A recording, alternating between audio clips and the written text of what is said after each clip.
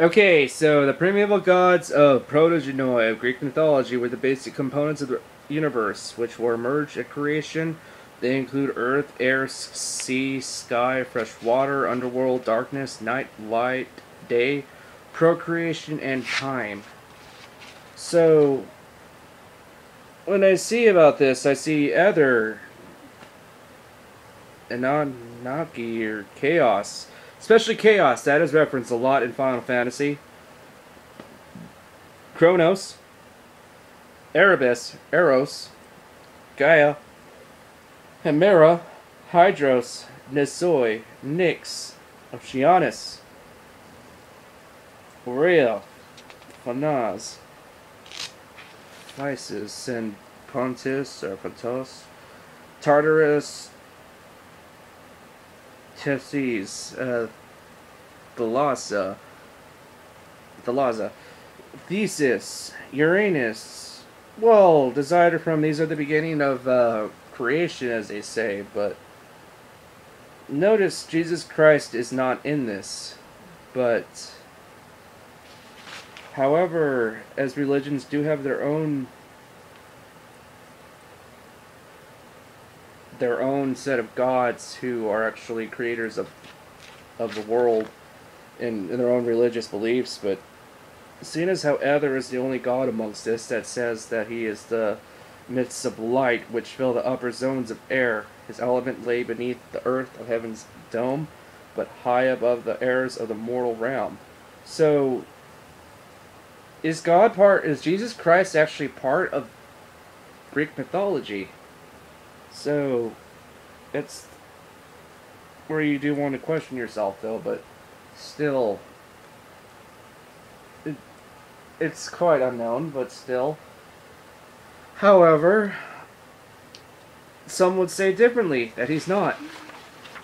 And part of what makes me to believe that is because of when Jesus died on the cross. First of all, I do want to point this out here that the kind of darkness that is being seen today in fiction referencing is supposed to be that of copycat. It's like doppelgangers duplicating somebody else, thinking that you're that person when you're not, because they don't really have an trail of thinking to believe so about themselves. So they want to go ahead and copy you, thinking that, oh, I am this person instead. But even though you were the first one from over how many years dated back then to have actually arranged yourself to become this like or to this color, the way how you dress and to how things have affected you compared to how they've affected you. Because first of all, when they walk into your lives, they don't even know you. So you really do have to question yourself there when people do walk into your life and assume that they're copying you. Because chances are you may be dealing with a narcissist here, folks. And most of my theories do actually have a tie-in with narcissism, because what it states here is that based on the theogony or Hesiod theogony, that it's all about spiritual indoctrination. And that's why Christians are always told to stay away from Scientology. But know this though, but you do worship night. You do worship darkness. And you don't like Scientology. Does that mean that you do? You do want to look that up here, folks. Hesiod theogony really does tell a lot about portrayal here. And here's what I do want to talk about as a spook here, but Roman Greece, Roman Greece. Greek history of Greece proper, as opposed to the other centuries of Hellenism in the Roman world, following the Roman victory over the Corinthians at the Battle of Corinth in 146 BC until the reestablishment of the city of Byzantium and the naming of the city by the Emperor Constantine as the capital of the Roman Empire. See, when I look at Roman Greece here, because I'm not really going to read on because it's already online. You can always read that up about Roman Greece. Just type it in, especially on Wikipedia. But way back then in the Roman Empire. But see, when you read on about, it's in my blog. I do have videos up from YouTube, just linked sources. that, especially Kronos, he was really fearful to who was going to overthrow him on the throne. So what he did is that he literally ate his children. Zeus was the only one that actually wasn't consumed. You really got to think there that, was it possible that Roman Greece was actually parallel to what Christianity stands for? So when I think clearly from way back then, I think that Jesus Christ was actually the one who was framed here, folks. It wasn't Satan that did this, because when you read on about this kind of darkness here, you start to notice about Mendaism is a minor religion, which is found amongst 65,000 followers. Most followers live in the Middle East, through some live in America. Holy book is Ginza, Arvia, and Calusta. The Mid-East, but is not Abrahamic religion like Christianity, Judaism, and Islam. Abraham is considered a false prophet to them. Other false prophets are Moses, Jesus, and Muhammad. So Mandaeans say that their religion started with Adam and Eve and the final prophet. Also most important was John the Baptist, who gave plenty of religious information to Jesus Christ, trusting him to spread the truth. How this is possible? Now, Mandaeans say Jesus perverted John's words, and so was the false prophet. So they believe the prophets are Adam, Abel, whom Cain killed, Seth, Enosh, Noah, Shem, Aram, John the Baptist. But in the Dark Bible, it does specify that Cain never had a wife. So there is almost no information aside from prophets, since Mandaeans are somewhat secretive about their beliefs, so that is all that can really be said. But the thing is, though, this religion has been kept in secret way back. It isn't seen anymore amongst us anymore. It's not even on the news anymore. It's not even out there. But I believe that it's possible that it's actually what Muslims worship. Because the recent Hannity video interview that I've seen with having to do with this terrorist leader on Jam, or I don't know how you spell his name, but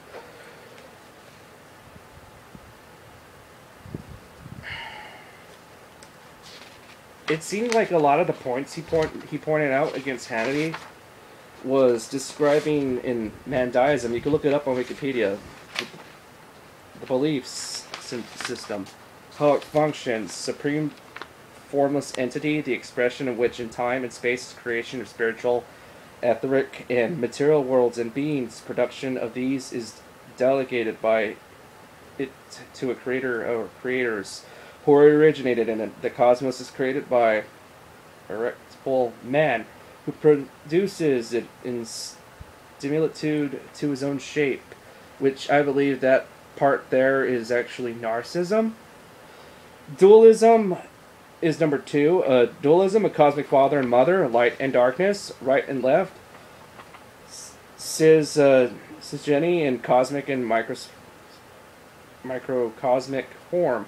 Twilight. But as a feature of this dualism, countertypes a world of ideas. The soul is... But number 4 is where it gets me. The soul is portrayed as an exile, a captive. Its home and origin are the supreme entity to which the soul eventually returns. Okay, we're going to hold that there. But number 5, planets and stars influence fate and human beings, and are also places of detention after death.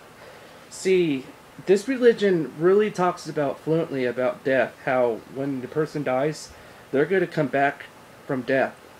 So, a savior spirit or savior spirits which assist the soul on the journey through life and after it to worlds of light. Occult language of symbol and metaphor, which is number 7. Ideas and qualities are personified. Mysteries, sacraments to aid and purify the soul.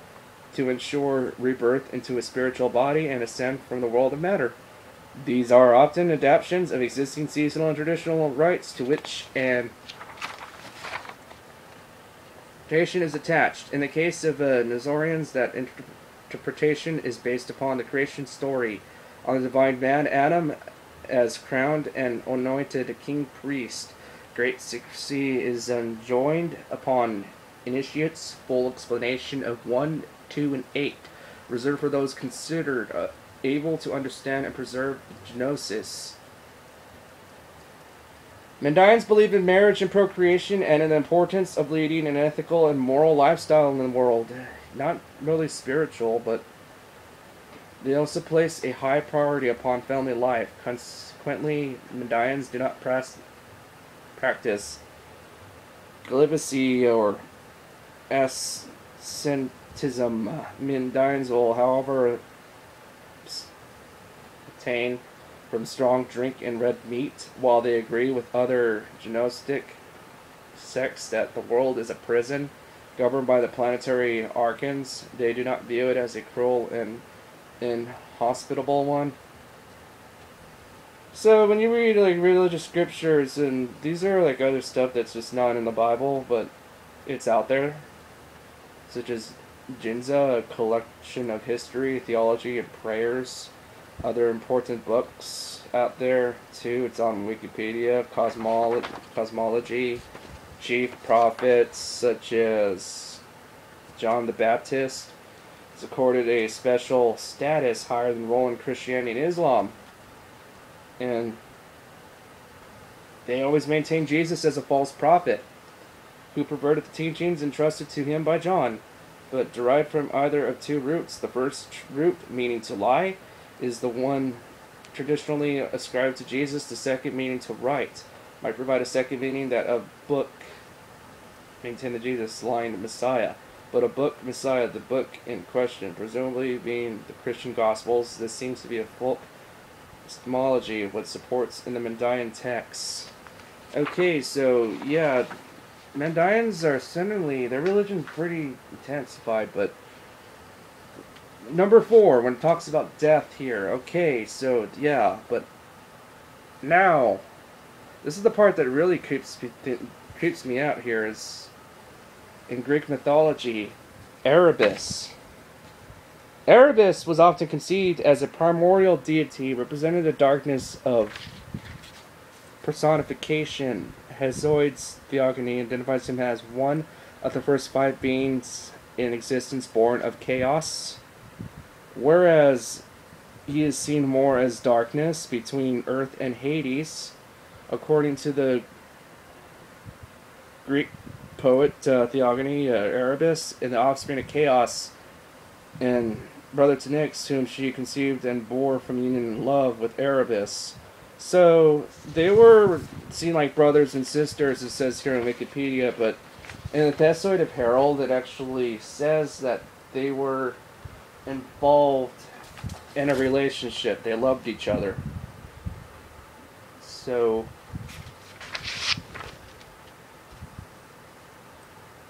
just as Erebus represents darkness and Nyx represents night, but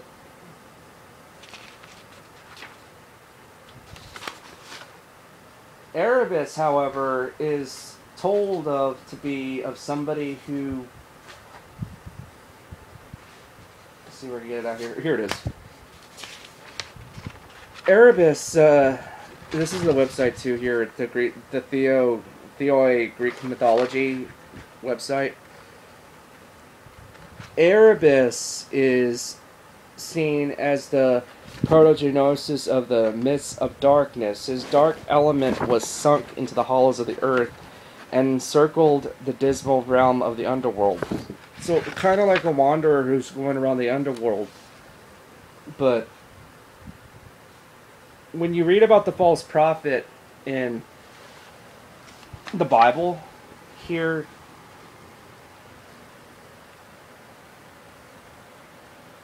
that is actually a reflection of heaven. God, as in with the right and the left hand thing, with him having his own person. and serving him. So the false prophet is actually seen as Erebus. I do not think that is the second. See, I don't think it's the second coming of Jesus Christ. That's why I'm starting to doubt right now. I think I think Erebus and Jesus are as one. I think Erebus is actually believe, think, but this is true. And based off of the fiction references that have been detailing all over across media, especially what Japan pulls out on us, and other companies too, but especially in the US, the video game companies, but they depict characters like Mephiles the Dark in the Sonic 2006 game. Even though it was a bad game, but still it did hint some kind of repression to this evil. That the shadow is pulled out from Shadow the Hedgehog, to whereas it assumes its own form using that shadow. So Erebus, for all we know, could actually be Jesus Christ come back from the dead. It acts and talks and thinks it's Jesus. It has the same soul as Jesus, but it isn't Jesus. So most of what I've noticed here about the New Testament is, how does God have an opponent if he died on the cross? So when he comes back again in the New Testament, now, is that even possible for Jesus to even have an opponent? And when you think about it here, folks, when someone dies, we don't even know for sure they do get reincarnated, but there are shadow people in this world. And that also leads to paranormal hauntings in your home. But the more you think about it, there, Erebus coming back to life, if it in fact is Jesus Christ, is it possible that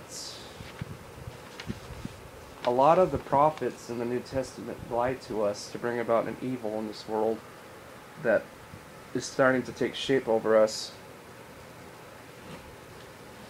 So when I come to think about the Antichrist here,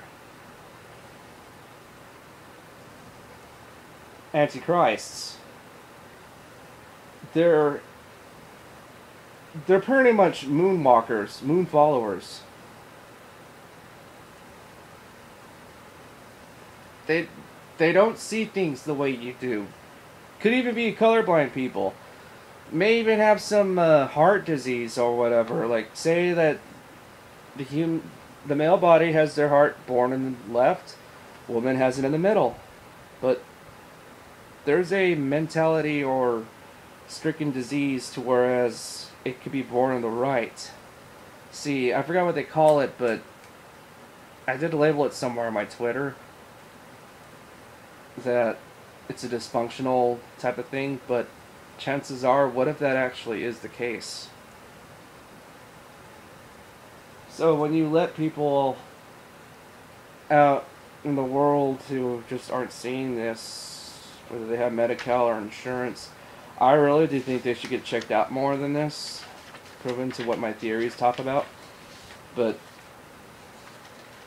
in a sense, a lot of people just aren't going to see that. They want